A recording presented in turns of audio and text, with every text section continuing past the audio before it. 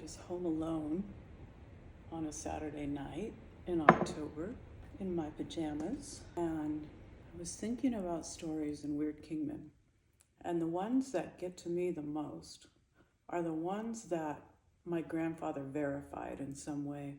And to understand that, I thought I'd give you a little backstory about him.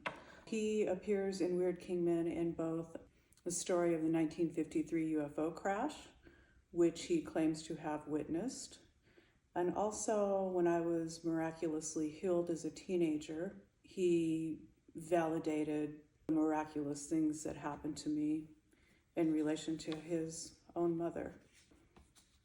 Wasn't the kind of person who would make things up. He didn't joke about things that weren't real. It really bothered me that, why did he tell me that he had seen bodies at the 1953 crash in Kingman, Arizona, right outside of town, basically, right outside the city limits? Why? Why would he tell me that? And that kind of bugs me, because otherwise I don't think I'd really believe that a crash happened. I know there's been people researching that. It's been quite a long time. There's been some recent information released about the Kingman UFO crash in 1953. But where do I start with my grandfather? When I was about 18 years old, I begged him, please write down some of the things about yourself, aside from having been Kingman's first Mexican-American mayor. Had an entire rich life full of things he accomplished. These are from his actual notes that he had typed up.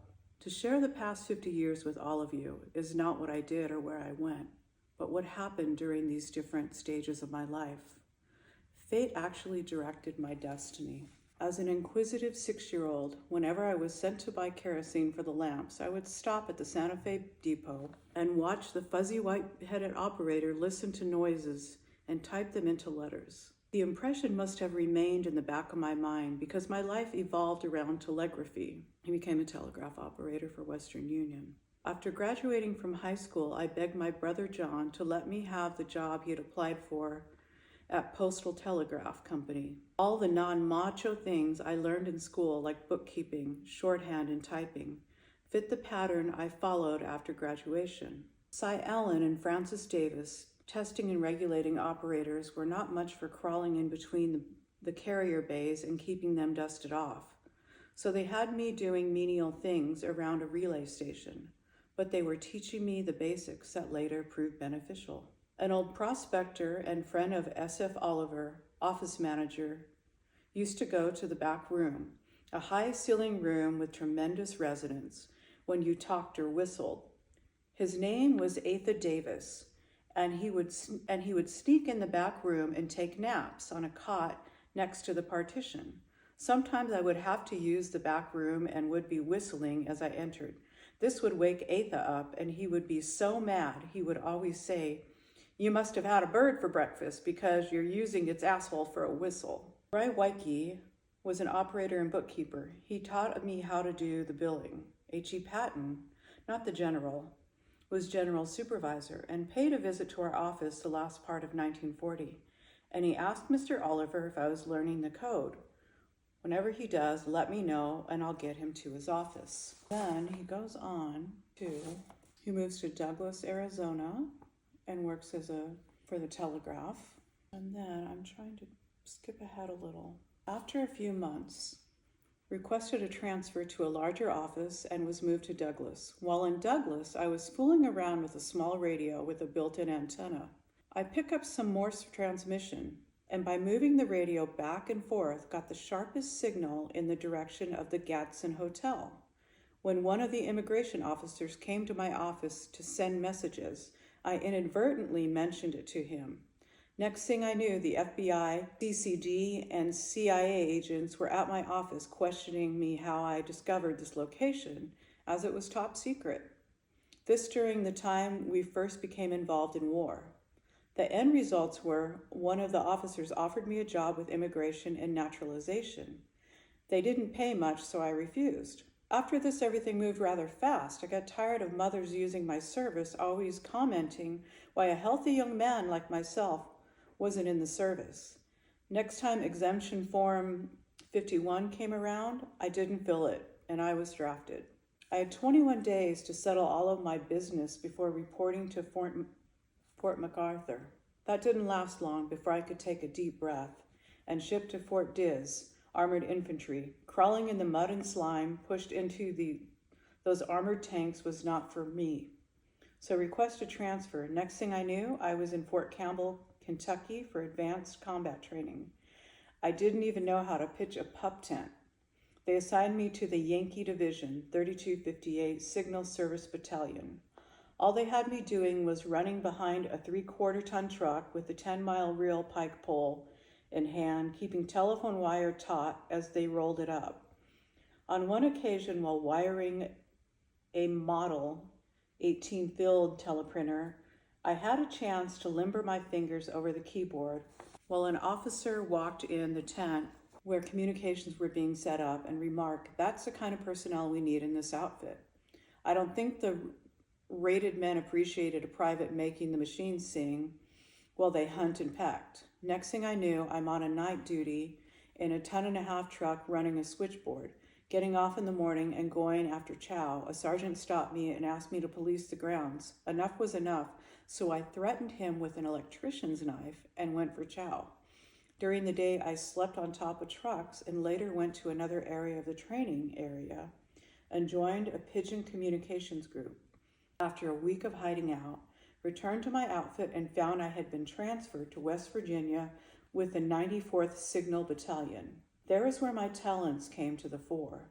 In the interview, the captain was amazed at my speed in Morse telegraphy. My assignment was to establish a local CP and train the personnel in field procedure. I was as green as a rest, but my experience in getting along with people paid off. Next, I find myself in Fort Dix getting ready to shove off to the European theater. September 1943, entered service. 1944 through 1946, served in European theater. Trained as intercept operator in England during V-2 and V-1 rockets. 60 men forming 2 distinct companies moved to Europe via France, Belgium, and Germany, monitoring German Morse operators and tracing their movements and supplies. Trapped within German lines during Battle of the Bulge, spent most of the time in the Waldeck Castle hiding, but monitoring their movements at the same time. Last intercept was capitulation of a German general in Austria, sending his goodbyes to his family in Berlin. En route to meet Russians in Schmitz, rerouted to border of Austria. April 1946, discharged overseas, Bremerhaven, Germany, to accept civil service position as communications supervisor for Bremen Enclave. Automated first office in northern Germany. Handled 1 million words daily, including communications of all dependents coming over to Germany. Did copy for Nuremberg trials for New York Sunday Mirror. Introduced first switching control signal, stopping tape end of message, and used heating element of a German telephone to automate first and TG7 sending machines in Europe. In 1947, returned to Kingman and accepted position with Western Union as manager of Kingman office after doing a 3-month preliminary system acquaintance review in Las Vegas, Nevada. Returned to Kingman and took over Western Union. And I have an entirely separate book of all the love letters my grandfather wrote my grandmother in 1947 when he was training in Las Vegas for Western Union before he came back to Kingman and they got married.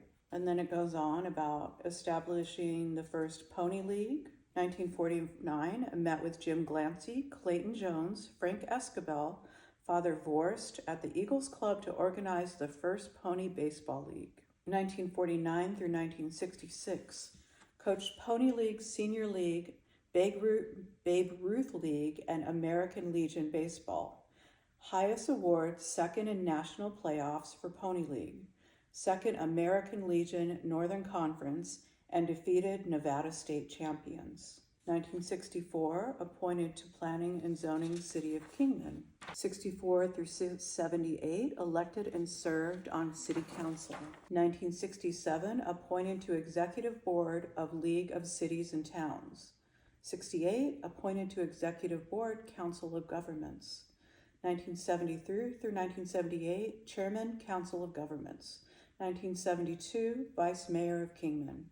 1974 through 1978, Mayor, City of Kingman. During my term in office, started nutritional program in Kingman, sponsored beautification program downtown Kingman, acquired old post office as a community center, accelerated by 2 years the completion of I-40 bypass, had the Wallapai Mountain Bridge built with the support of Governor Castro, initiated sidewalk program, increased fire hydrants, and solicited over $2 million in grants during 77-78. 1983, elected Mojave County Hospital District 1 Board and served as first chairman until 1988.